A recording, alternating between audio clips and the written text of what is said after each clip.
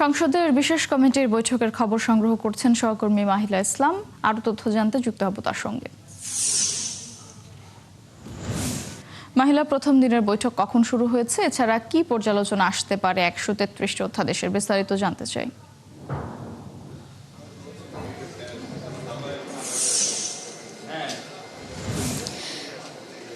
মৌটুসী, আপনাকে ধন্যবাদ। যেমনটি বলছিলেন, সংসদ ভবনের এই বিশেষ কমিটির প্রথম অধিবেশন আজ।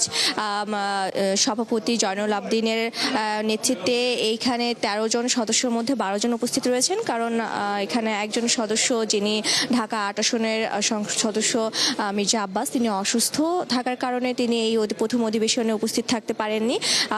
এখানে যে বিষয়গুলো নিয়ে আলোচনা হবে, যে অন্তর্বর্তী সরকারের যে 133টি অধ্যাদেশে যে বিষয়টি ছিল সেটি নিয়ে আজকে এখানে আলোচনা করা হবে।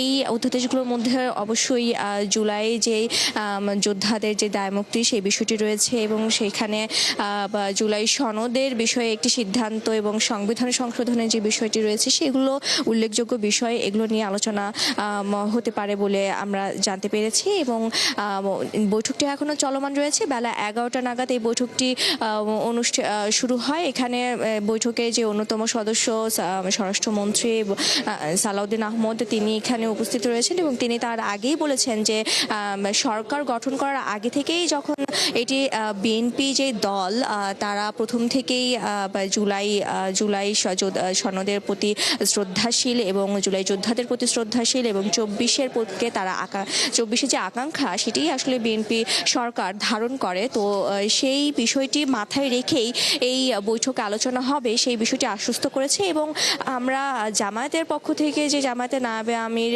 একজনের সাথে কথা হয়েছে, তিনি জানিয়েছেন যে দেশের মানুষের জন আকাঙ্ক্ষা ব্যক্তয় নষ্ট হয় বা দেশের সার্বভৌমত্ব নষ্ট হয়, এমন কোনো ধরনের কোনো দাবি তাদের পক্ষ থেকে করা হবে না।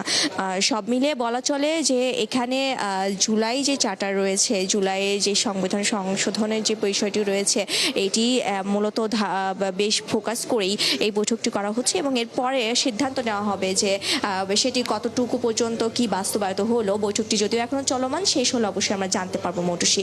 এই হচ্ছে এই সংসদ ভবনের প্রথম বৈঠকের পরিস্থিতি এখনকার মতো। ধন্যবাদ মাহিলা আপনাকে। দর্শক, সংসদ ভবন থেকে যুক্ত ছিলেন সহকর্মী মাহিলা ইসলাম।